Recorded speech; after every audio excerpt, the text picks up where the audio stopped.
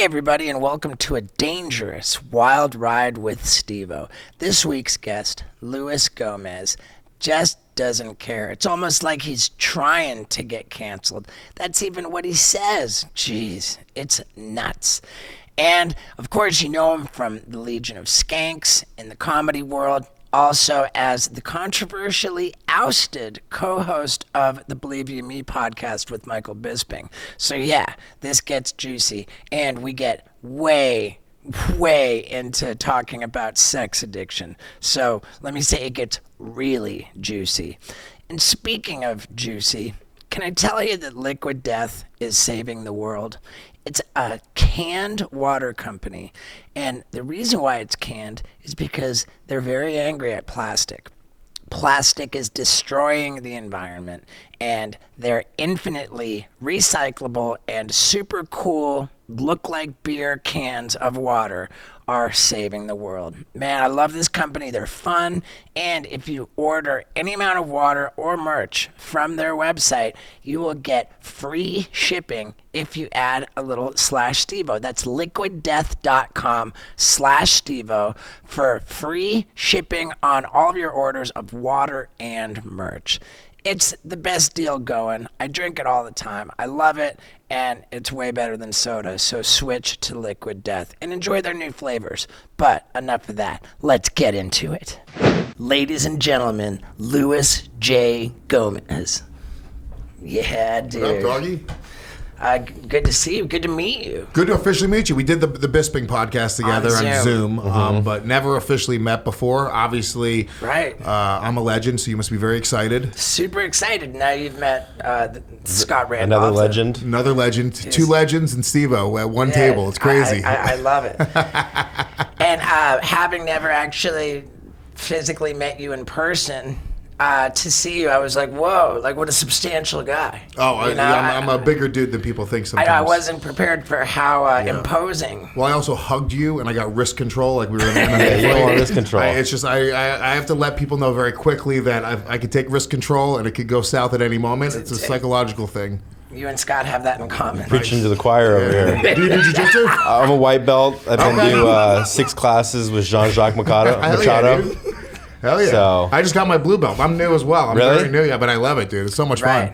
Yeah. Am I correct that you were scheduled or actually did fight Jason Ellis? So, all right. Me and Ellis, who I love, he's the fucking man.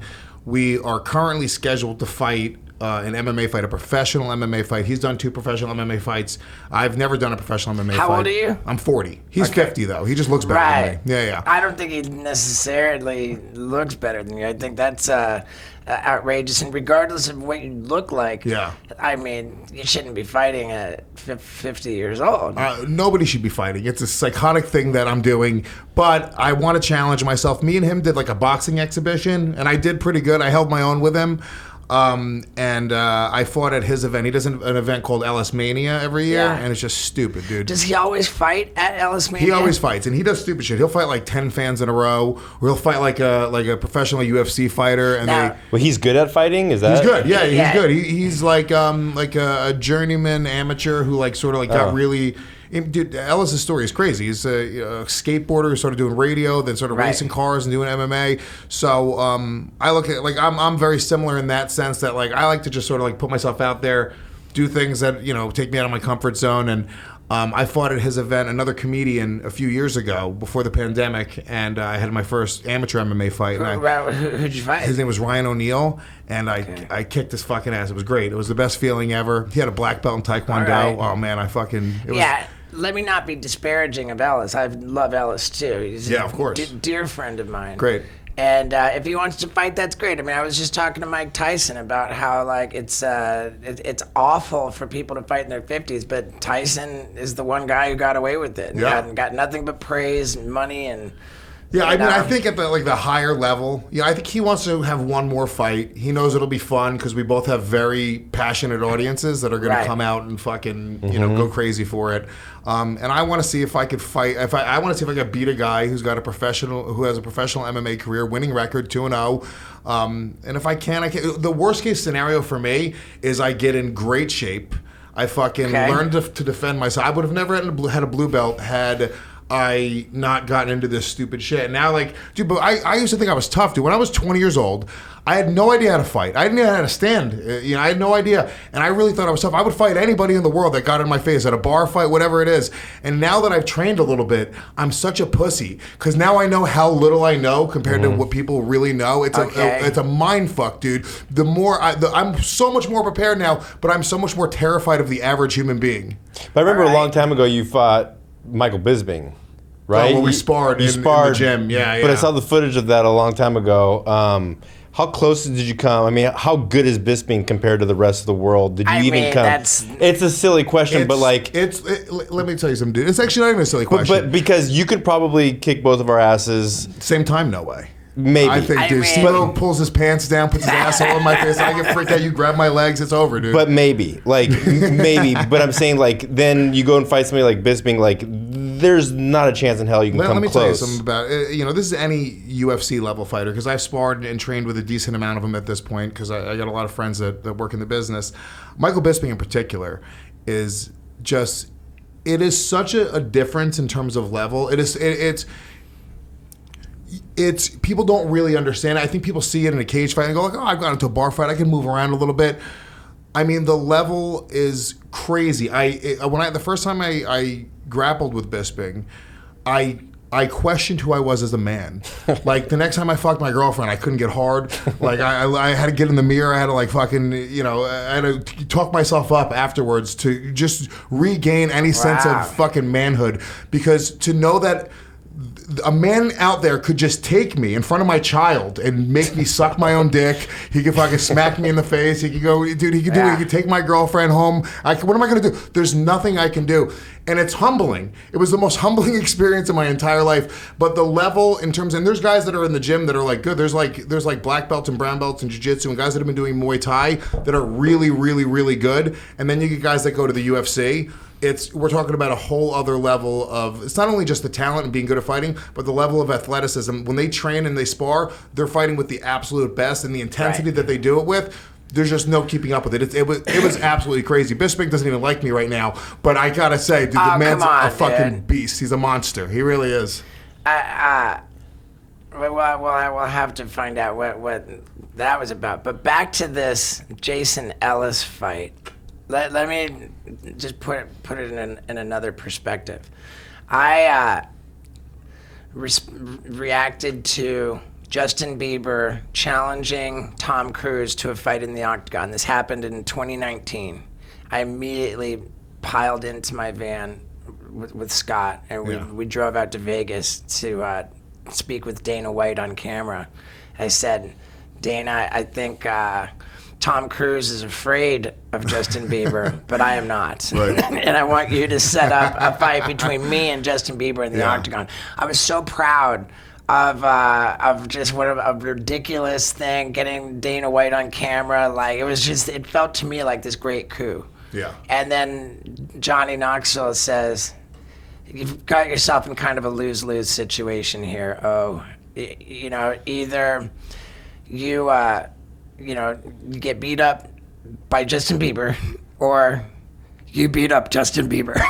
Like, either way, it's a loss. No, it's a win-win. It's hilarious if you get beat up by. It's fucking hilarious, dude. Right. If Justin Bieber wipes the floor with you in front of your family and friends, there's not a funnier thing on the planet, dude. Well, and that'll be the closing video of your show. Is Justin Bieber as you scream and cry and tap out. That's very true, and that's precisely what would happen because Justin Bieber's in phenomenal shape. Does he train? Trains with Floyd Mayweather. Yeah, so if he trains, you can't just jump in. You really can't jump into it if against a guy who trains. Like, I've been training for a little while now, and people think I'm crazy for going in with Jason Ellis, who's been training probably for a decade. I mean, the cardio to go 2 rounds is fucking incredible. You know, it's gnarly. It's gnarly. When's the last time you were in a street fight?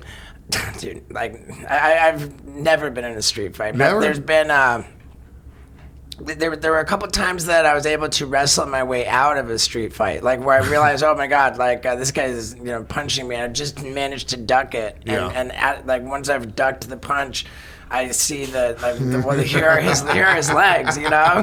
His legs are right here, so I can just grab his legs and then, like, sort of... hope that somebody breaks it up. And then what happened? The guy actually successfully ducked a punch, did a double leg, and then just held a guy and just be like, okay, we're not going to fight. And the guy, I've got the guy, you know... So you won. Wrapped up. Yes, I won. I mean, on points. Right. Yeah. Get the decision. I remember that happening once. I've been sucker punched a couple times and not punched back. Wow. I'm not like that. You're not a violent dude, yeah. But my pitch to Dana White for the Justin Bieber, I said I think this is an exciting fight because I know Justin Bieber can throw a punch. And I know I can take a punch. Yeah. Oh, for sure. Well, that's the problem is Bieber's not strong enough to actually knock you out, so it's just him beating you up for a really long time. Yeah. Yeah. Yeah, for sure. But in any case, I would be slightly concerned, and again, nothing but love and respect to Ellis. But if you win, you beat up a 50-year-old. Yeah. and if you lose, you got beat up by a 50. So, like, I mean, and whatever, dude. I'm just being I'm being a hater, and that's bullshit. You should by all means do it. You both have the fan base. It's rabid. And I love that you've got both the fighting audience and the comedy audience. Yeah. Which begs the question, what is the bigger performing podcast, the Believe You Me with Michael Bisping or the Legion of Skanks? So I left Believe You Me a little while ago. Shoot, I wasn't even aware of that. No, it's okay. No, don't worry about it. And they're crushing it. Anthony Smith is now on the show, who's a former title challenger. And he's very articulate and super likable. The fucking man, dude. Honestly, he's great. And the show is great. It's still on my network. I run a podcast network called Gas Digital. Their show is massive. Their show is massive. Legion of Skanks is my other show, also massive. Those are the two biggest shows on the network, and they're sort of neck and neck. We sort of go back and forth. Am I the common denominator? I don't know, but you know, some would say that. Well, presumably we'll find out soon enough. Point guard of podcasting, that's what they say. The point guard of podcasting. My audience, and it has been for a long time, and the MMA audience is incredible. And I do another MMA show called Yo MMA Rap with my buddy Dave Smith, who's on Legion of Skanks as well. Okay. You know, but the comedy audience is what I'm passionate about. It's what I really know. I'm a dummy, dude. I don't really know that much about fighting. Like I fell into it. I was hired at SiriusXM to like just be like kind of comic relief on an MMA show. Right. And then they're like, oh, we got Michael Bisping coming in to try to do a radio show. Do you want to test with him? And then I did, and I remember the joke that got him, the joke that made him want to work with me. He goes, I got in trouble for I was doing a Fox broadcast. And I said the guy was on Queer Street. And it's like, you can't say Queer Street. I was like, it's not like you said he was on Boulevard. He started cracking up, dude. And that was that. We went to break, and he was like, all right, this is the guy. So, and then we did the radio show for a long time. We ended up doing the podcast for a long time. And people grow apart. We were doing a different thing. You know, he's super fucking, I mean, he's massive. He's one of the biggest commentators in the UFC. Yeah, I mean, he's fucking brilliant, man. He's brilliant, dude. He's literally one of the best analysts there are, and understands the fight game on a whole other level. You know, what a journey of a career. So I just don't have anything bad to say about the guy, even though me and him have butt heads on certain things. Sure. I mean, you just said before it's not a bad thing about him, but you said Bisping doesn't even like me right now. Like, why? Like, can you qualify that statement? I'll qualify it. We ended up ending the podcast not on the best terms, over something that had nothing to do with the podcast. We just really saw things very, very differently, and behind the scenes just bumped heads and said things that shouldn't have been said, and then it just sort of blew up into something that it shouldn't have. Honestly, I literally wish him the best. I obviously have a ton of respect for him, and knowing him in a very personal way, I'd like to think that one day we'll be friends again. It remains to be seen. Man, are you over here torching my bridge with my No, not at all. No, are you burning down my budding friendship? He still does a podcast on my network. Our producers, work with him, and he's killing it, dude. I really like Bisping a lot. It's not that he doesn't like me. I don't know that he thinks about me that much right now. Right. I was on a flight to Hawaii recently. The most stupid thing that I've done in years. I'm actually about to take my son to Hawaii. Yeah, we went on a vacation. Steve hates vacations. You hate vacations. I love a vacation. It was my girl's birthday, and she like makes a big deal out of birthdays. I can't stand birthdays. So annoying. Hopefully she doesn't listen to this podcast, but isn't that the most annoying thing in the world? It's pretty annoying. Yeah. It's your fucking birthday. You've had 30 of them. Who gives a shit? Right. And never mind the fact that this birthday has now made me a whole fucking year older. Yeah. You know, which I'm not particularly interested in. And my phone, which is already like just a nuisance on the easiest day, is now going bang, bang, bang all day with people I don't even want to hear from. Yeah. You know, it's so you gotta thank everybody. How annoying it is. Everyone's just. Yeah. And I just stop answering the texts. Thumbs up. Thumbs up. I don't even do that. I just put my phone down. I don't even look at it. And then holidays and birthdays, can't stand them. Yeah, it's too much. But I do love my girls, so I wanted to do something special. I hate airports. You know, as I said, but she loves travel. I'm like, babe, for your birthday, I want to do something special. I'm going to put myself through an airport to show you how much I love you. Wow. Let's go to Hawaii. And we get to Hawaii, it's pouring rain. You tortured yourself. Pouring rain the whole time, and I'm like, objectively, like, what are we doing here? We're accomplishing nothing. we're wasting time. I came to realize that relaxing stresses me out. Wow. Well, we got back on the plane to go home, and he's like, why did we do this? And I'm like, bro, we got to hit the reset button every now and again. He's like, my reset button is on tour in the bus, and that's my happy place, and I never want to take a vacation again for the rest of my life. I can't wait to get back on my tour But I'm bus. the same way. By the time the last day of vacation, I am craving work, craving to go home, back to whatever I'm doing. I have a million things going on, a million irons in the fire, and I start to. But I also can spend 3 or 4 days, and that's my max. I go to Jamaica like twice a year. I love Jamaica. I'm a fucking big time pothead. Big time pothead. Love reggae music. Where do you go in Jamaica? I usually go to Ocho Rios. I rent a villa with. I bring my family. We brought my company. We brought like 18 of our producers, and we had a whole little retreat. Man, this is impressive, dude. A podcast network. Yeah.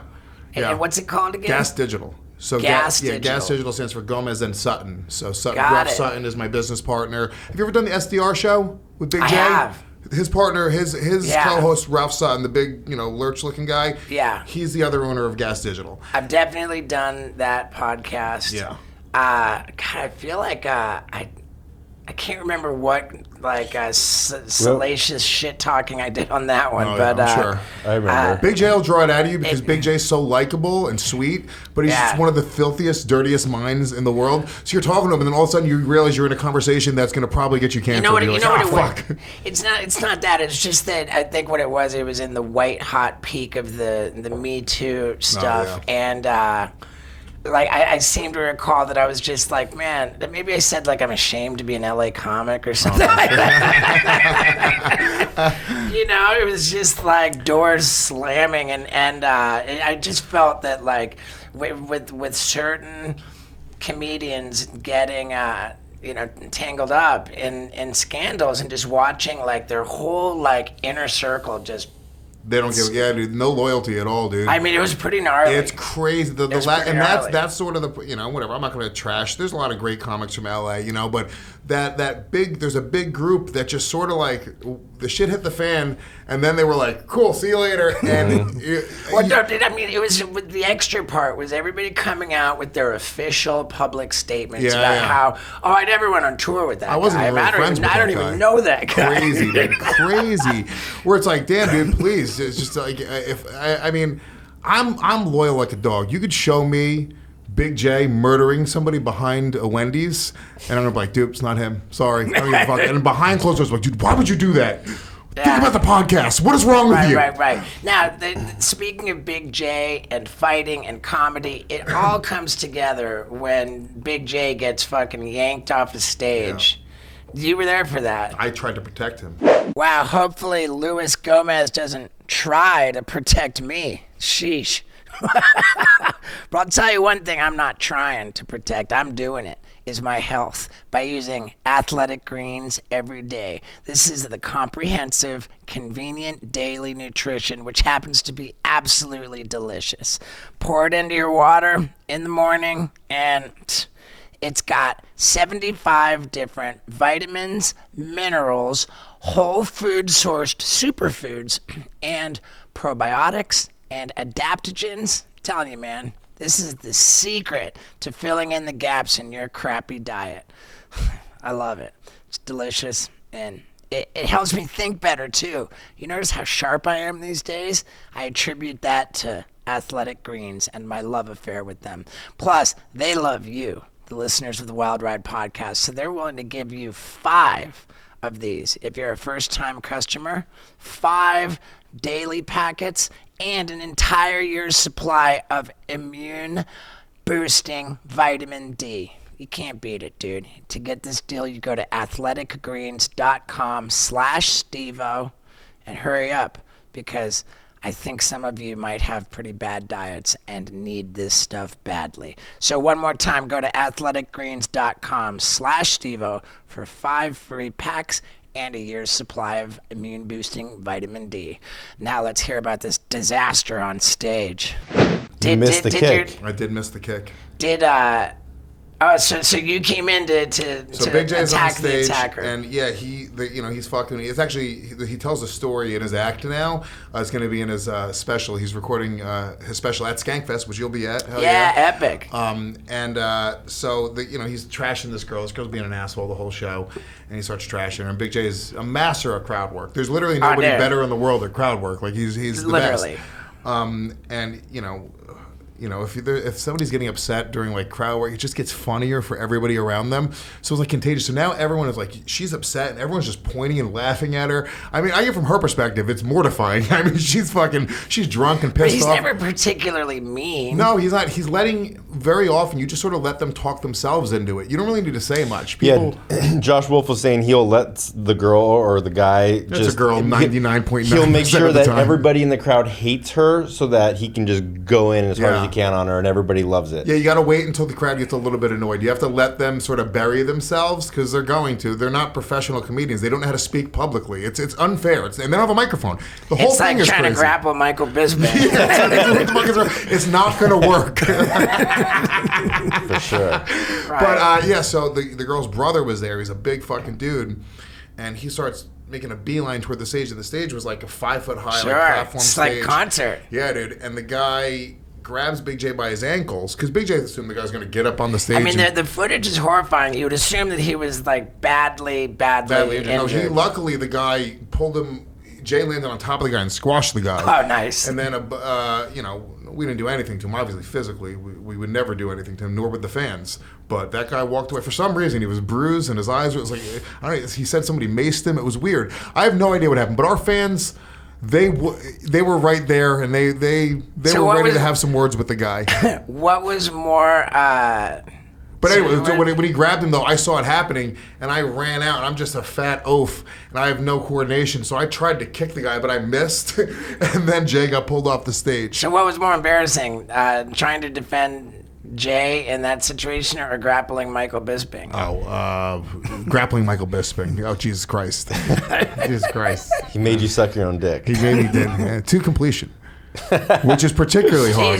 Is grappling the word for that? I mean, you were sparring. Was he hitting I've done too? both. I've done. Right. And he's not even known for grappling in the UFC. Yeah. But he's like, it's wild. It's fucking wild. It was. Oh, I remember the whole point of saying that I went to Hawaii was that while I was on the flight out to Hawaii, on the American Airlines video on demand, the free in-flight entertainment, here's this unbelievable Bisping documentary made by Universal. Yeah. It's like, I was like, wow, when it started with the Universal logo, I was like, man, this is like, was that in theaters and shit? I don't know. I'm not sure. Either way, that was the most badass documentary. I had to text him. I was like, dude, you just made a flight to Hawaii, like, so I hate flying, and you just made the flight such a treat. Bravo for this. Yeah. And he said, I wish I was on a flight to Hawaii. I'm like, I don't get it. You're like, Probably yes. How do you hate fun? What's wrong with you? I worked over there. Did you not work in Hawaii? I mean- I worked like every morning. We were like, supposed to go to Key West this past weekend. We went to Key West. I'm covered in bug bites because no-see-ums ate me alive, dude. Oh my god, No-see-ums. dude. No-see-ums. Have you ever heard of them? No. They're little tiny mosquitoes that you Right. can't fucking see. They're like they're called biting midges. scabies. Dude, I have scabies, so I have AIDS. And Mosquitoes. mosquitoes, dude. Crabs. That'll get us in trouble. Maybe, yeah. I'm sorry, little person mosquitoes. And yeah, dude. I personally think little person is a way more offensive. Yeah, It's way condescending. More, it's so condescending. Yeah, it's like darky for black people. It's awful. You can't say that, dude. I don't know that. Jesus.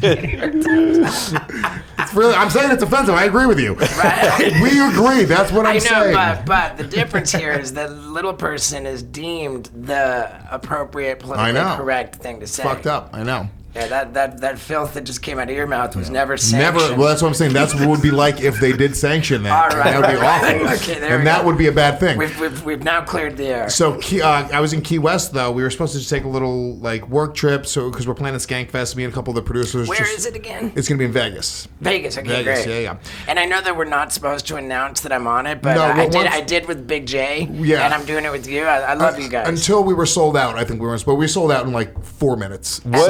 What can somebody expect at a Legion of Skanks So show? Skank Like, Fest is like it's sort of like the gathering of the juggalos, except with stand-up comedians. yeah, kind of like that's a great That's way to how put I it. That's a figured it. great elevator pitch for it. So you've obviously talked to somebody about this before. Nah, but dude, check out my Hatchet Man tattoo. Oh hell yeah, dude! Okay, Dude, so you'll love it. Then. I'm down with the clown. You'll be fucking down.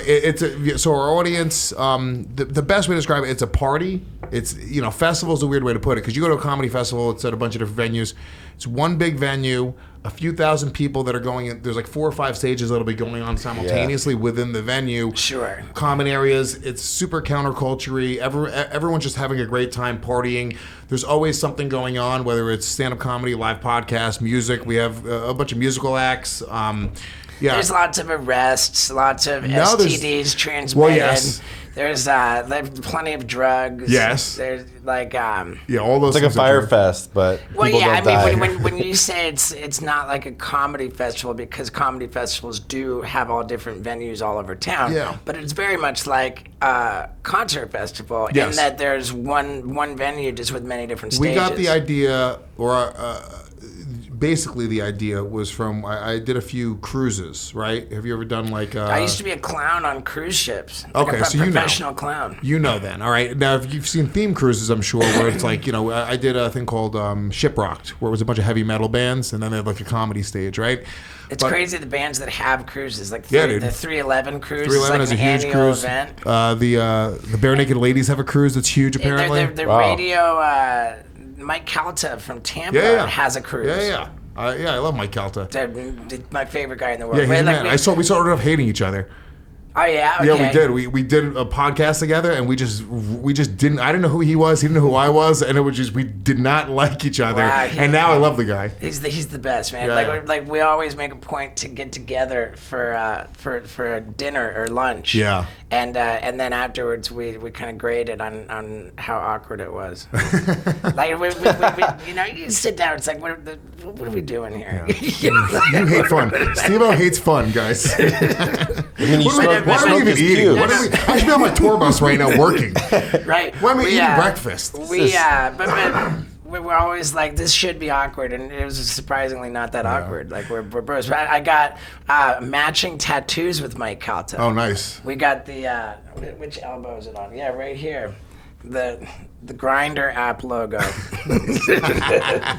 Me and Big J have a few matching tattoos. So Dave Smith is the other guy that does our podcast Yeah. with us. So we both have half hearts, and mine says Smith and his says Dave. Because Nice. Dave won't get any tattoos. He's like a, born and raised Brooklyn Jew. So he would Okay. never, not even like, we tried to get him to just get like a dot tattooed on him. Yeah. I Nothing. mean, dude, they're burning Jesus hell. had tattoos, dude. Yeah, that as well. Jesus had tattoos. That was offensive, actually. Jesus Christ, dude. Really?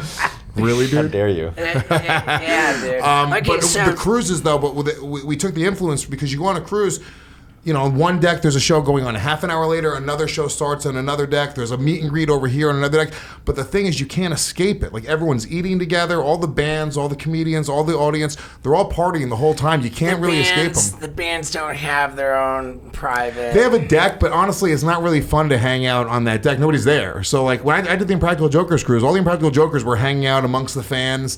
Dude, how huge are those dudes? It's crazy. It's crazy. It's so weird just even to know my friends are famous, because comics grow up, we're all eating shit. We're all poor until one day when we're not poor. Right. And then it's not even like we're not rich. Like, I make good money for like a high-end car salesman. There's guys that are fucking selling Lexuses and Mercedes-Benz that might actually be doing better than me right now. That's where I'm at. But all of my friends, like, it's very weird to watch them get famous, right? So you came up like early career with the Impractical Jokers before they had that show? No, I came up with a lot of comics though, and Sal's been a friend of mine for a long time. They were already pretty big when I became friends with Sal, but it's interesting he has that attitude. Those guys were just dudes that worked at a bar that were doing like improv shit, and they don't have sort of like the ego of like, I think a lot of guys that get famous, you go through the audition process and you're acting and you sort of build a tough skin and you're in Hollywood, it's a different path. With comedy, it's sort of like, it's kind of cool to be poor. I think anybody who achieves like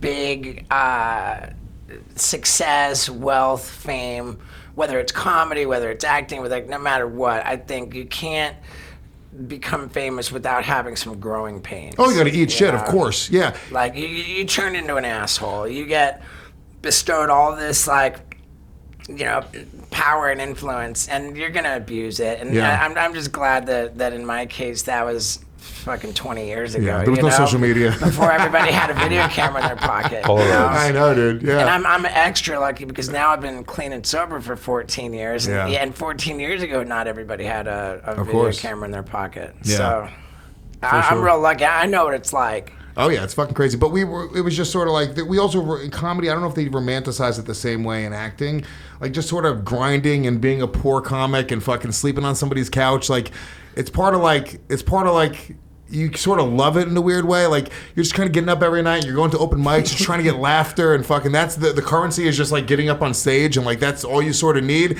I don't know if it's as and I've acted. I've taken acting classes. I've done a ton of auditions. It just was never, or maybe for me anyway, I never sort of like, that grind didn't feel the same sort of romance and sort of like. Yeah, what's your take on the difference between East Coast and West Coast comedy? And by West Coast comedy, I mean Austin comedy. Akash from Flagrant said that yesterday. That's hilarious. That's pretty funny. But yeah, I mean, I think that, those guys are, there's really no difference because nobody's from New York or LA, right? So everyone's from Boston or Philly or what. All the best guys that are now in New York are from Philly or from fucking, some other town. All the best guys in LA, were born and bred in Boston or New York. I think, in New York, everyone's trying to grind. Nobody really gives a fuck about like status in New York. Whereas I think in LA, it's just a little bit more. Well, I mean, if you can you have to have status to get a spot at the Cellar, right? Isn't that to be funny? Status, not as much. So that's a great example. So in New York, to get a spot at the Cellar, if you're really funny and you're poor and you have no TV credits and you're just starting out, you can get into the Cellar. You can. When I got into the Cellar, I wasn't shit. I had nothing going on. They just, honestly, my story of getting into the Cellar was crazy. It was when Tracy Morgan got into that crazy bus accident. Damn.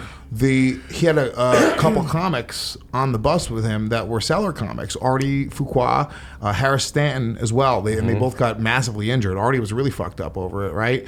And Artie was like the regular host at the Comedy Cellar. Like the dude, you might know him if you've been to the Cellar. He's a tall black guy, really handsome, very charismatic. Did he get like obnoxiously wealthy out of that lawsuit? Obnoxiously wealthy. He's different fucking fitted suit every day now. It's like, dude, I would take that in a heartbeat. Are you kidding me? But he was the house host at the Cellar. Like, I'm talking about 5-6 nights a week. He was the guy.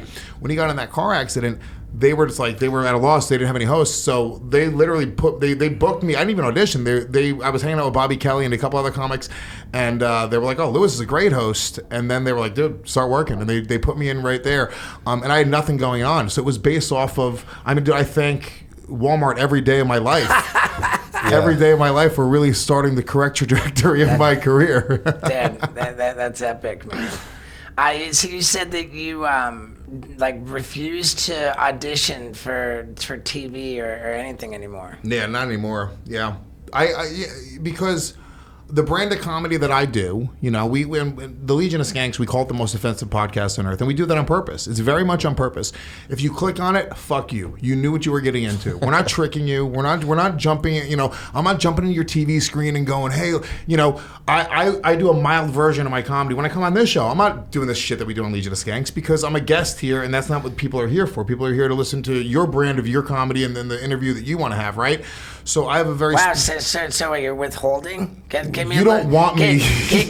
Give us a little sniff. I threw Darky out there. You guys almost fucking had a heart attack. You don't want my brand comedy. That's it. Jesus Christ, I saw you guys fucking hit the edit fucking like. No, I wasn't worried about editing. No, I'm kidding. But yeah, my philosophy is like, you have to come and see what we do. We have a platform. We have the premium service. So the versions that go out on iTunes and on YouTube, they're edited. That we bleep out certain words. We edit them down. That is a specific version. If you have to come to my platform to get it uncensored. Oh, okay. So you've got a subscription. Yeah, I got a subscription through gasdigitalnetwork.com, and you can get all of and we have 700 episodes of the podcast that are not available anywhere else. So it's only the latest 20 of them are available on iTunes and on YouTube. Now, with this podcast that we're doing right now is not with a network. It's completely independent. We just have. Let's talk. We just have a guy who buys the ads. Yeah. And he's particularly savvy. He's a great friend of mine. Great. He's only got like 3 or 4 podcasts, so we get like genuine attention. It's like a boutique operation. That's awesome. We get a lot of attention from him. And I just don't understand, outside of the actual shopping or selling of the ad spots. Yeah. What does the network do? What does a podcast network do? Well, I'll tell you what. I don't need one. I'm not with the podcast network. And one more time. 3, 2, 1. I'll tell you what I know about podcast networks is that I'm not with one because I don't need one. You know what I need? I need ShipStation because I like to sell a ton of merch. And what is ShipStation? It's a platform that gives me the best rates for all of the shipping ways to go. FedEx, UPS, USPS, that's right. And it's one clean and simple interface which brings them all together in an easy-to-use way. And I'm telling you, not only am I using ShipStation, but I'm going after full send. Yeah, you heard me. What do they send? Nothing! Yeah, so my brand, yeah, dude, that's what we're talking about. And how am I going to try and sell a ton of Yeah Dude merch? Well, first off, by telling you to pre-order this right now. And second, by using ShipStation. And no matter what your business is or how you sell, if you've got Amazon, just your own website, Etsy, doesn't matter. It brings them all into this one easy-to-use interface and gives you prices for shipping that are usually saved for Fortune 500 companies. I'm telling you, it's the secret to my success, and they're willing to give you a 60-day free trial. You just go to ShipStation.com. At the top right corner, you click the microphone. You use the promo code STEVO, and you've got hassle-free, totally free, easy shipping service at your fingertips for 60 days. You try that out for free and tell me you're not making money. Yeah, dude, because that's what it's all about, is making money. So one more time, go to ShipStation.com, hit the microphone in the top right corner, use the promo code STEVO, and enjoy 60 days of hassle-free, free ShipStation. Make ship happen. Yeah, dude. Now, let's find out about this goofballs network. So for certain people, they don't need it, right? Certain people, like Tim Dillon was on my network, and when he left my network, he blew the fuck up, right? But it wasn't right for him. He wanted to do his Patreon thing. He wanted to go out there and do it independently. Is it production help? Like production help? So we have studios downtown. They're gonna edit for you. You don't have to hire an editor. 2 producers, social media manager, post production guy. All the clips get edited for you. They get captioned. You have the actual studio space itself. We have a beautiful studio downtown. What about the booking?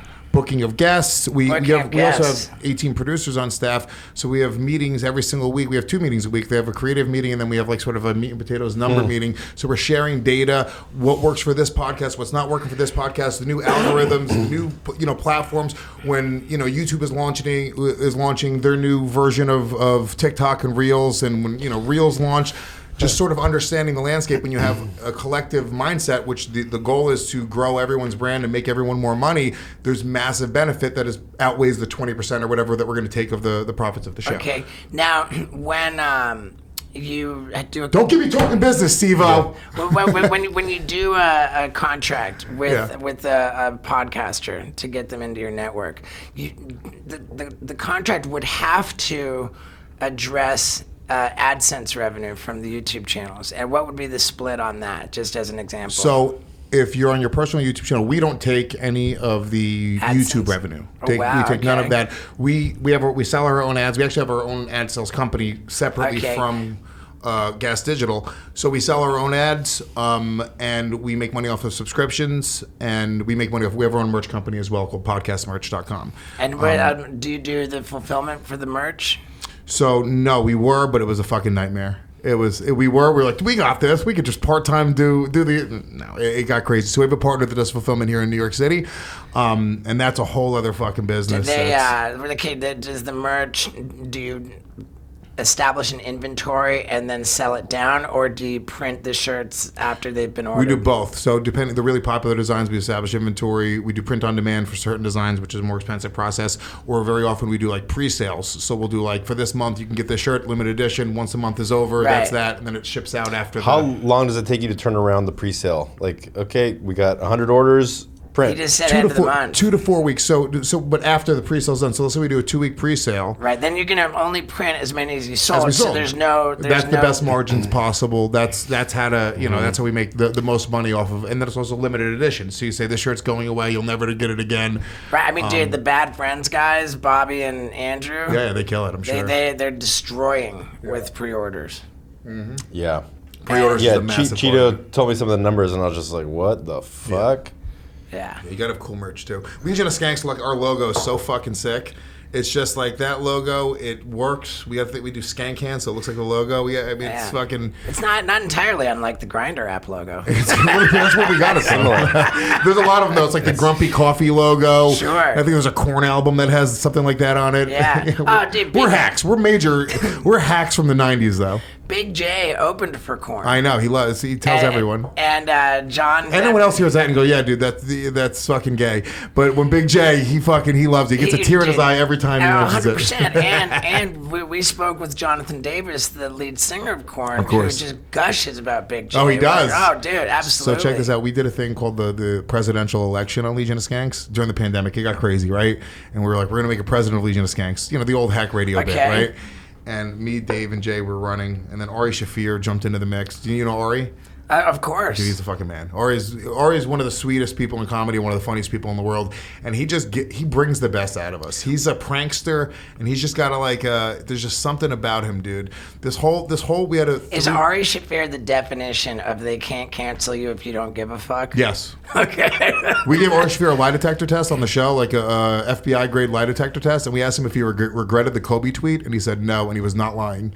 He did not regret it at all. I mean, that was like, and then we also asked him if he found Brendan Schaub funny, and he said yes, and that was a lie. That I saw. What about the election? So what about does he regret dosing Bert Kreischer? Did you ask him that? No, but during this election is when he dosed Big J. Oh, but he did it after? He dosed Big J with acid. It was fucking nuts, dude. Well, all right, here's what really happened. I tried to dose Ari with acid. Right, and he knew it was happening, so he switched his drink with Jay. I told Shane Gillis, like an idiot. I told Shane Gillis, I was like, dude, I'm going to do it. I was like, Ari's going to win the election today. This whole thing is stupid, okay? Like, Ari's going to come in and become the president of Legion of Skanks. He's not even on the show. I was like, I'm going to dose him, though, to get back for Bert. I put a tab of acid in his beer. One tab of acid. Ari loves acid. You put the piece of paper in there or a drop? Piece of paper. Okay. Piece of paper in there, right? That doesn't seem like it would be particularly effective. I don't think it would be that effective either, to be honest with you. Like, if you've done acid before, you know. But he finds out. So you see that it's all on camera. You watch the whole thing happen, right? At one point, Big J makes the audience laugh. He's kind of eating it up because we have a whole live crowd there. Big J's in on it. He thinks that Ari's getting dosed. He thinks Ari's being dosed. But doesn't know that Ari switched their drinks. So Ari leans over, switches the drinks. You see Shane like, oh shit. And it's on camera. When you watch it back, it's wild. It's a wild thing. And Big J, sure enough, he drinks the whole thing, dude. And then Ari starts acting like he's on acid. And so I'm like, yeah, I fucking got him. So I get really into it, right? So at the end of the show, like Ari's like, you're doing all this. He's acting. So I was like, oh, that's it, Ari. I got you. I dosed you. And then he comes out of it and he goes, you think you got me? He's like, you think I fucking knew you were going to do that? He was like, when you weren't looking, I switched your drinks. And then Big J realized it. You see Big J's face. He's like, dude, I don't feel right now. I don't feel right. What's going on? Dude, Big J stayed up for 48 hours straight. 48 hours straight. He told me about it. Didn't trip. He just mad at his friends. So the only effect of the acid was the negative thought, like the when you have a bad trip. I don't know how much acid you've done in your life. I've done a fuck ton. Yeah, dude. So when you have a bad trip and you have that negative fucking thing and you can't shake it, that was him for 48 hours. He hated his friends. He wouldn't answer anybody's calls. Now, is it safe to say that in the world of Legion of Skanks, 2 wrongs do make a right? Look at me. It created one of the funniest moments in podcasting. Big J is still salty about it to this day. Where can they see this video? It's up on the YouTube channel. If you look up Legion of Skanks, it's you can watch the YouTube. What I would do is I would go watch it on GasDigitalNetwork.com, subscribe with the premium service, use the promo code LOS, get a free trial. You can go watch the entire series that we did of the election when it starts right up until the end. And we did a trial afterwards on whether or not who's more responsible for Jay's dosing, me or Ari. It was a really fun. It's a fun show, dude. It's so silly. We say all the dumb words you're not supposed to say, right? So now, I got to believe that on YouTube that's a very, very strike-worthy. No, we bleep offense. everything out. Yeah, I know, but just the showing drugs, showing someone being. That's high level. On the assault. Joey Diaz podcast, they were fucking frying balls on. Ari was on it. I know, but at the very least, that's consensual. But when you're giving someone you're dosing someone without their consent, that's the highest level of assault. I think if Big J would have complained about it in any way, yeah, we probably could have gotten our channel taken down and gotten in trouble.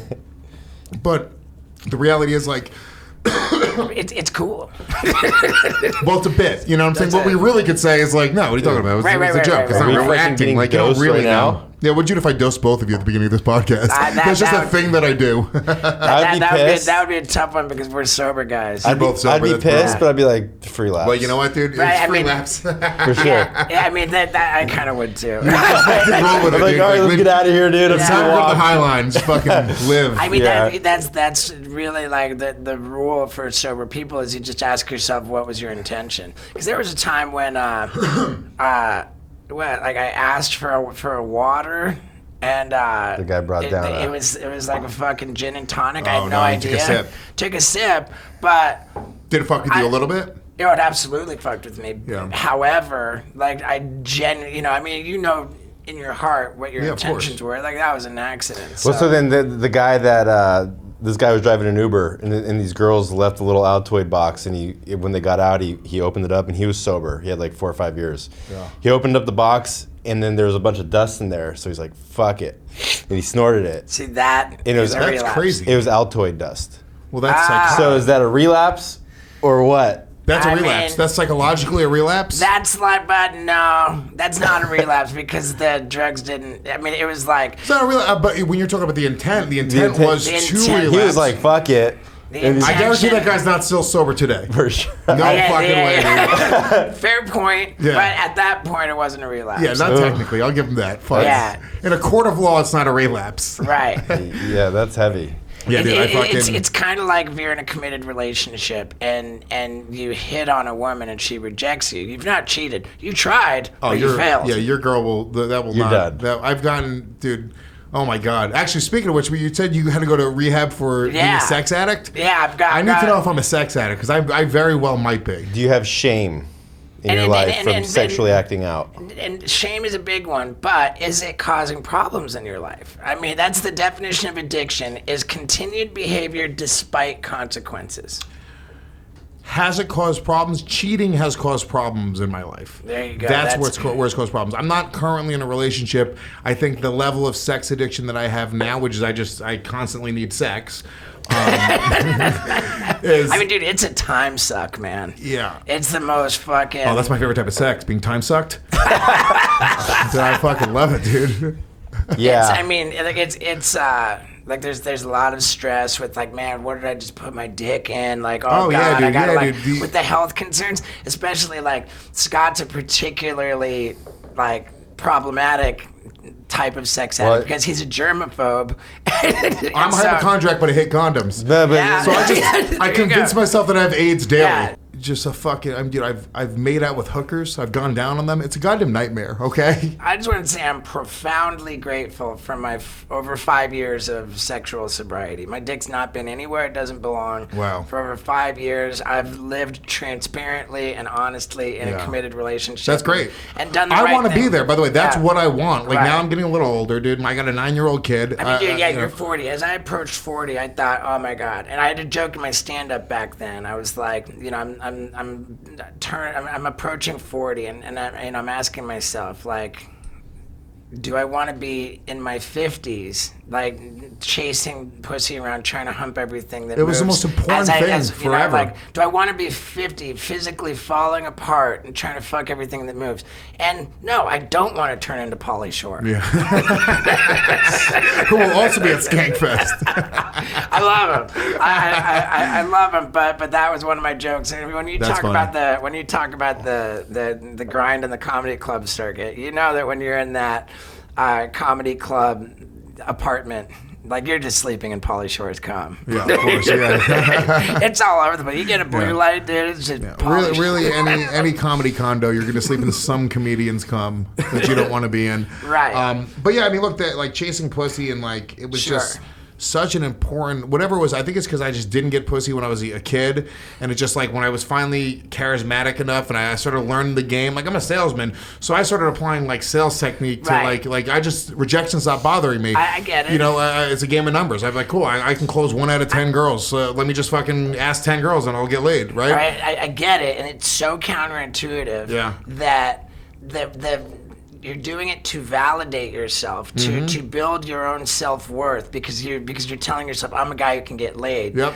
But the reality of the behavior is just accomplishing the dead opposite. Yeah. Like the more sex you're having, the less your self-worth actually becomes. You know, like you think you're validating yourself and being the man, but like it's just so backwards. Yeah. And like I think that for me, I really got to a point, like as I approached 40, I just thought, dude, like this whole just trying to get laid all the time, just always trying to get your dick sucked, it's just such like just a one-way street to just a miserable existence, Yeah. just being, you know, and I don't want that. And I really subscribed to the idea that future happiness and quality of life is dependent on me learning how to be in a healthy, committed relationship. And also, when you're trying to fuck around with that many chicks, right? So you're trying to like, it was almost a game. Like, could I get laid more than once in a day, more than twice in a day, right? Sure. Like, you know, like there was like legit, like that's where it's like really bad behavior, where then now you're lying to multiple people. 100%. And it was like fuckboy behavior. Like I was really liking, like I was acting like I liked these girls, and I was like, Yeah, you know, just well, whatever what it means to an Yeah. end. So that's where that was sort of where the shame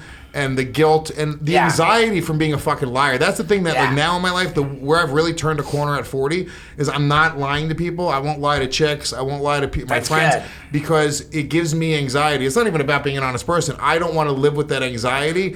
I would rather just deal with the sort of the minor uncomfortability of having an honest conversation because it's way For more sure. comfortable than being But it's anxious. even more than that. It's like sexualizing your feelings. So if anything that happens to you, you sexualize it. And so what that means is like I got back into therapy and because I have like severe intimacy issues with women. And so like I kind of get claustrophobic and I'm like really trying to work on that.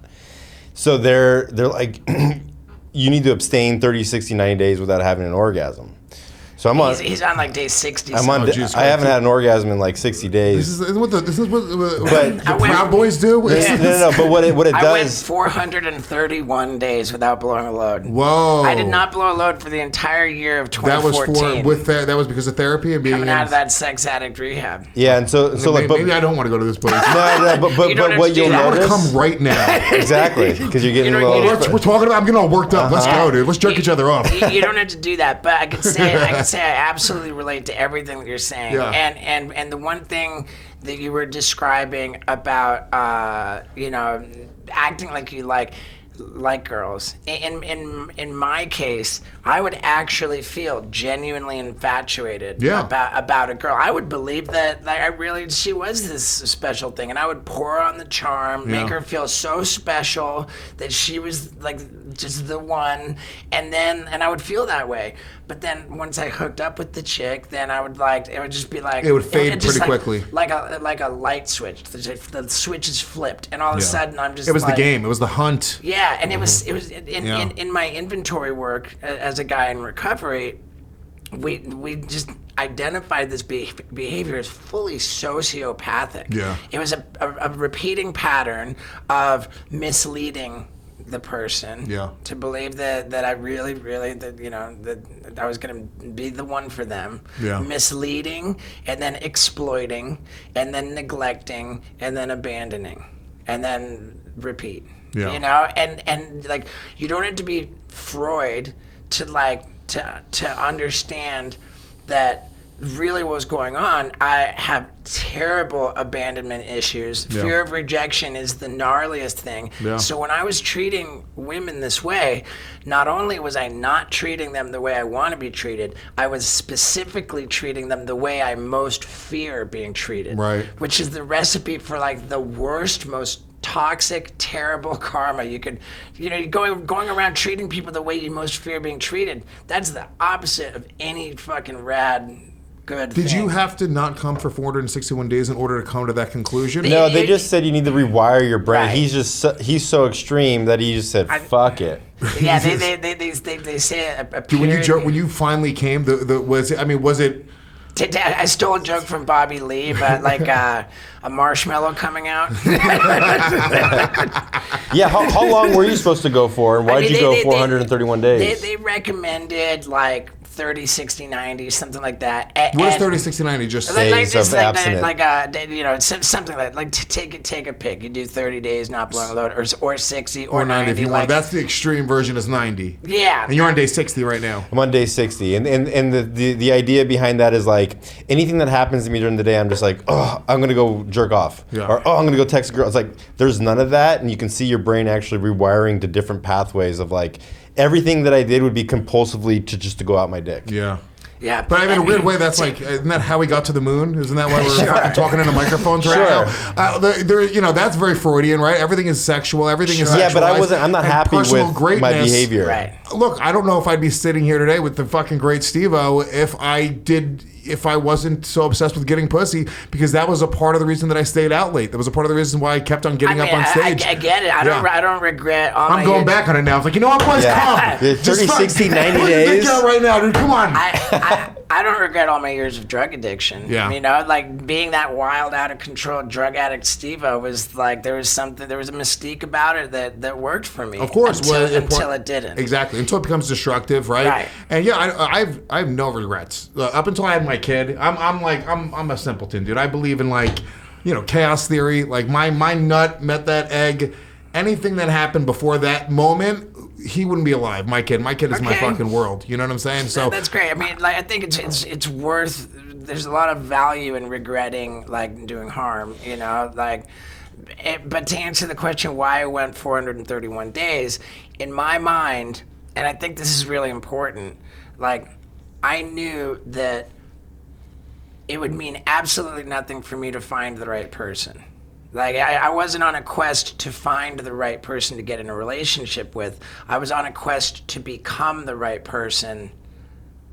That would be worthwhile of somebody worthwhile wanting to have a relationship with. Right. My mantra was, I'm working to become the man that the love of my life deserves. And my philosophy about that was that I wanted to not only remove myself, to put distance between myself and my history acting out sexually, but I also wanted to prove to myself and to my future love of my life that I could go for like an insane amount of time without giving into the impulse, to giving into the urge, you know? Like, I just wanted to be able to trust myself that I was for 431 days, I was being faithful to a woman who I had not yet met. How long into the relationship, or how long into the 461 days did you meet your current? 431. So you waited 30 days. I started working with you around day 60. Yeah. Yeah. I came in on as his professional cock blocker. He was my cock blocker because I was like, man, I just got out of sex addict rehab, and I don't want to blow everything that I just fucking worked on. I'm going to go on tour, and it's like, I used to do meet and greets with the entire audience after every show. That's and it was a awesome. bona fide audition. Yeah. You know, Of like, course. and so I was like, dude, That's why we started Just Skank stop Fest. giving our secrets. yeah, the only way I could expect to maintain my sexual sobriety was to bring a sober companion. So we shared a room everywhere We we shared a went. room every fucking night. We slept next to each other in twin beds. And to answer your question, after that, how long was it until I met my girl? I had some misfires. You know, I had some failed relationships. Yeah. And you know, and I had to go back out. But you didn't hook up with any of the girls. Like during that time, you would date, but you wouldn't hook up. It's like- I had a couple relationships. Okay. And they, you know, they're the best I was capable of at the time. But it was like third time was a charm for relationships after sexual sobriety. Yeah. What happened at day 431 that made you be like, I'm gonna do it today? I was in Austria. I remember clearly. You sent me a photo of the load all over your chest. But I'm saying, like, what made you decide to do it? Like, okay, I think I can come now. What it was that I was filming this British reality television in Austria. It was a bona fide 6-week vacation that I got paid a bunch of money, and the premise of the show was winter sports. So we were at a ski resort just skiing and luging and doing all this fun shit, and I wanted to hook up with one of the, you know, female contestants on the show, and I really for that 6 weeks I was just unplugged. Like back home in LA, I had a weekly men's therapy group. I had like a support system. I just unplugged, and by detaching from everything that kept me accountable and responsible and sober, just the insanity took over. And Did you look at it as like a fuck up, like you failed, or you were just like, I'm sort of ready to like move on? I went on to. I was like, okay, I really care about this woman. She lives in England. I live in LA. She's got 2 kids. She's a wonderful person, but it just like didn't make sense, you know. But you just jerked off because you didn't want the first time for you to do that to be. Pretty much. I was like, okay, now. She would have had 3 kids. At once. Just fucking. Yeah, it would have been like a fucking genius kid. Like Just fucking. you know. I don't know that. I think it arguably would be the other way around. No, in the book Autobiography of a Yogi, like Yogananda's parents only fucked once a year to have a kid, and they're saying like the semen retention was able to like have a little guru baby. Oh wow. I could be completely. Guru. I know what he did. I saw it. Yeah. So in any case, man, it's a big deal, and I think that with the sociopathic behavior of just routinely doing harm to others, it's just not good. Well, that's something that I've tried to move past, and like honestly, there's there's the guilt of pulling the ghost routine, pulling out the rug, and that's harmful to others. There's the anxiety over like health risks of acting out sexually, and that the guilt, the fucking stress. and then never even mind the countless number of hours just squandered on all this. Imagine when you take away the time suck, just the wasted time of chasing pussy around. Yeah. Then you've freed up. Now all of a sudden you've got so much time to focus your energy. Imagine how successful you would be, your podcast network, if all the time you squandered on chasing pussy around, you put into focusing on your success. I'd be a dork. People wouldn't follow me then. I got to be a leader. They like me because I'm a pussy hand, to be honest with you. How many girls are you texting right now? Honestly, at once? In a weird way, dude. Like, I'm kind of really only talking to one person. I mean, I shouldn't say that because kind of really. Four. No, because I kind of like this one person right to the point where I'm like, you know, I was supposed to fucking. I kind of like this one person, so the 16 others I'm texting mean nothing to me. The problem is, all 8 of these girls are gonna think I'm talking about them right now. It's like, oh my god. So if the girl that you really like says like, dude, are you talking to anybody else? What do you say? I would say yes. But the reality is, like, I've had plans recently with like other chicks, and I've canceled them because I got this chick on my mind a little bit. So who knows? I'm at a place now where I keep on jumping from relationship to relationship. So that's the other thing is I'll be in a committed relationship to a chick until I get bored after 6 months, and then I start cheating. Serial monogamous. But 6 months is the pattern. At this point, it's about 6 months. Yeah, that's my pattern. Where I go, all right, they're not going to be the stepmother to my child. They're not going to be like the person to the end of my end. But for that 6 months, your child has now developed a relationship with them, and then you're uprooting it. Yeah. And I try to be friends with them, but they all hate me after we break up. Yeah. Like in my mind, I'm like, why can't we be friends? I didn't do anything that bad. I didn't love you that much. You want to get your head fucked up right now, or you? No, please. I like getting my head fucked up. So they have a thing called your arousal template, and your arousal template is set when you're a kid from like 4 to 9. Oh yeah. As a boy, and I was fucked up. My mom showed me Clockwork Orange when I was 7. So I knew what gang rape was when I was 7. I watched those scenes. They're burned into my head. I'll never forget them from being a little fucking kid. I was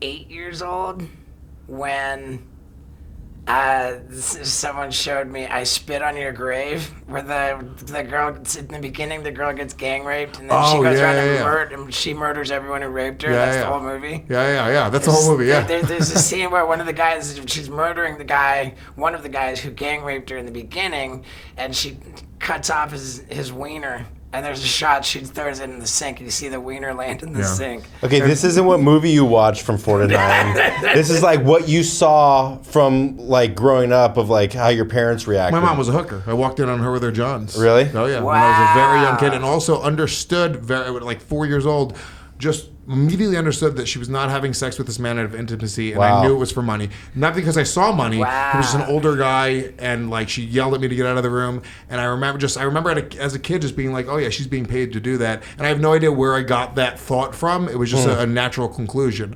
Like sexually, like from those, I want you to continue with the point because I'm actually interested in this, but it's just sort of immediately when you said that, I feel like there was a lot of fucked up sexual things that like I was experienced or I was privy to during those formative years that fucked me up now. Well, so that's why like if you... My takeaway from what you just said is, man, that's why he's so fucking funny. Yeah, that's what I said. It fucked me up and it made me funny, you're right. Yeah. That's the silver lining. But it's like, that's what you replicate over and over. So for the most part, for me, like, if a girl looks really good on paper, I'm not interested. But if she's got all sorts of red flags, then, like, I'm very attracted. That's, like, the arousal template is hit. Oh, my God.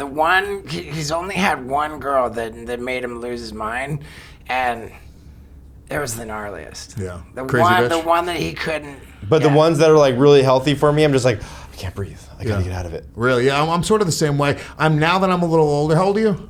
39. How old are you? 48 in 2 weeks. You guys both look so much better than me. I'm 40 though. You should. I don't know about all that. I think you look fantastic. Thanks. This because you haven't jerked off in a while. You think everybody looks good? I'm saving up for getting home to my girl. Hell yeah, you are. I'm sorry. What were we just saying? Fuck. How was my the arousal template. Arousal template. He gets I had a girl that was fucked up. Oh yeah, dude. Fucking. I get attracted to Crazy bitches make my dick move. You know how they say like girls will go from like a beta to an alpha, beta, alpha. My pattern is crazy, normal, and the crazy girls that I date are fucking batshit. Like it's the purge and it's like the dance. Yeah, because you're like. It's like a sexual anorexic. They'll be like, okay, I'm going to go, like somebody who abstains from sex because it makes them disgusting and it's been like a year, like I should probably have sex again. Yeah. And then they fuck like 10 times in a week.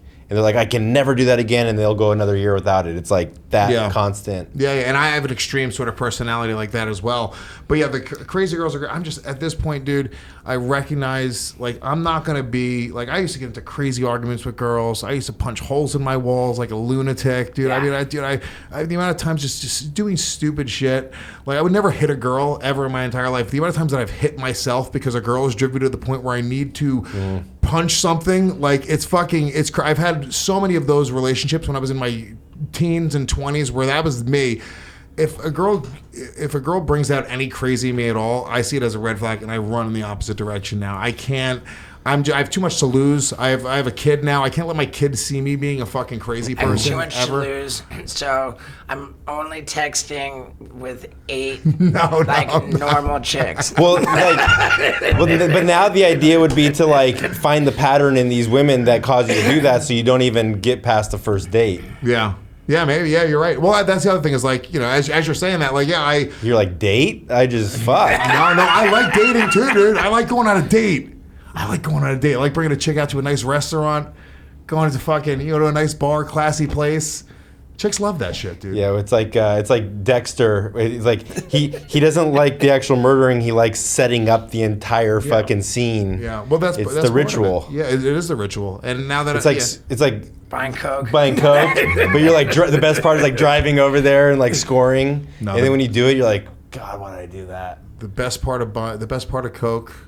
No, it wasn't the drive over. I think it was doing all of the coke. No, the best part was 3 days in when, after 3 days of being awake and doing the coke, and so you finally finished it, and now you're actually committing yourself to go to sleep, and then when you jerk off. Oh, that jerk off. 3 days into a coke. Oh, no, I hate jerking off on coke, dude. I don't do coke anymore. I haven't done coke in at least a year and a half. Good. I hate it, dude. People try to give me free drugs all the time.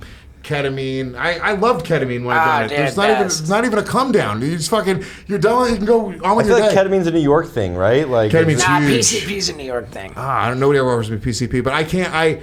Whatever it is, I don't. I'm actually at a place right now where I think I like life because I don't want to remove myself from this headspace. And I smoke weed and I drink, but I'm not like smoking weed is almost the same way people smoke cigarettes. I just smoke weed I'm a pothead, so it doesn't get me stoned per se. But I just like where my life is at, and I like what's going on. I feel like when I was doing coke and when I was doing a lot of different drugs, I was genuinely trying to escape. I was just trying to fucking be on a different plane. You were the one who scored the acid to dose Ari? Fan gave it to me, yeah. Fan gave it to you. Acid's probably pretty hard to get at one of the skank fests, right? No, please. Acid's back in a big way, too. Acid's everywhere, dude. It's like when I was in Colorado. Does anybody have any weed around here? This comedian that was opening for me says, we're in Denver, and he says, man, I'm thinking about trying weed, but where am I going to find that around here? Yeah. Well, what's funny is that you said, it's like when you get a Coke and you're on a 3-day bender and the Coke's finally out. It's like, how much Coke were you buying to fucking take you 3 days to do it all? I would typically get an 8-ball and then, needed another 8-ball as soon as that one was done. And the second 8-ball, then I was like, okay, now I can sleep for a day. Fuck, dude. Why didn't you just buy 2 8-balls at once? I mean, if I had any common sense, I'd buy a fucking $0.25. But the problem, No, the problem is you buy that much, you're doing that much. Right, exactly. It was so gross. I was really into coke for a while, and it was a very, very dark time. It wasn't even like fun. I would do it by myself. It was fucking sad. And luckily, when I was into coke, I was broke. I was so broke, and it was just like I couldn't afford a jet. Like I was doing like 4 or 5 days a week, and I was spending everything that I had on it. If I had a coke problem when I had a little bit of cash. Yeah, I got that'll take it a huge hole. Yeah, in I'm the sure. wall. Yeah, dude. Yeah, it's fucking crazy. Yeah. Because I did, I had quite a number of years where I had expendable income and a cocaine problem. That sucks. It's really like, luckily God, whatever. I was super professional. I never showed up late for a job. But it would always turn into, fuck, I need another 8 ball so that I can show up to this job. You think you spent over $100,000 in coke? Probably. And I heard this, I heard that $1 bills change hands so much that there's like lots of germs on them that like to roll up a $1 bill and put it in there, it's a risk for hepatitis by sticking that in your nose. Oh, really? I heard that. Fuck. But $100 bills don't change hands as much, so it was a cleaner bill. So I would make the habit of rolling up $100 bills to snort coke, and my cocaine habit cost the most from leaving rolled up $100 bills everywhere. Yeah. Jesus. Yeah. You don't think about that. Yeah, I did that a lot. Yeah, it's fucked up. I think that's what I'm most embarrassed. I want to see the shame. Like, that's where I think about shame. I think about Where you spent your money? just having like that much of a coke problem. I remember going out on a date with a chick once, and she wasn't doing coke, but I was. I was like, I'm gonna go do coke in the bathroom, and like I just did it, and I was like, how could she possibly fuck me at the end of that date? She did, but I, like, it's a crazy like. It's crazy that I look at that now. I was like, how would you? Her dad was probably a drug addict. Probably, maybe. Man, there's like, how could she fuck me after that? I mean, she did. What a loser. What is wrong with her? Why would you do that? That's the classic Groucho Marx. I would never want to be a member of a club that would have me as a member. Yeah, dude. Well, cool, man. I think we're pretty deep in. Yeah, I'm stoked. I think I might steal this from Mike Tyson from now on forever. Like at the end of the podcast with him, he said, there are millions of people. What do you want to say to them? Pretty cool.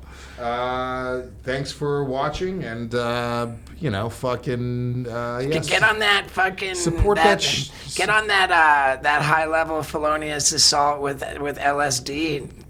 Hilarity. Yeah, guys, listen to me. Get some LSD. Hurt your friends with it. Hurt the people you love, the ones that trust you specifically. Right. But enjoy the whole hilarious series. It's just great comedy. It is really funny. And Big J, I know that Big J is funny first, so I know he thinks it's worth it. But I got a lot of live stuff coming up. My website is lewisofskanks.com. I'm touring all over the world, really. Great. I do stand-up. I do live podcasts, and just come support it. And this website where they're going to find your tour dates is lewisofskanks.com. And the next Skank Fest is October 14th through 16th. It is completely sold out, but if you guys follow me on social media, we do giveaways all the time. We do, fun contests. We're doing a bunch of really cool, unique contests to win tickets. So, keep on tuning in. Cool. All right, man. Dude, I'm super stoked, dude. You're the man. Thank you. Yeah, dude. Nice to meet you, too. And you don't want anything edited out. No. What did I say? I know if that was an option, I wouldn't have talked about all these 8 chicks that I'm seeing. No regrets, remember? No regrets. All right, dude. Thanks, bro. Oh, yeah. And here we are one more time at the end of the podcast with the most special people, those of you who stuck around to the end of the podcast. And, man, that was pretty crazy, firing shots at full send. And you know what? Those pussies fucking had their run. It's time for Yeah Dude, right? I'm telling you. I do love Steve Will Do It. And I will say he doesn't send shit, but he sure is full spend. Give him props for that. I love you, Steve Will Do It. And hey, man, I'm just trying to get somewhere in the world. So everybody, fucking go to stevo.com and pre-order this bitchin' ass jersey. Yeah, dude.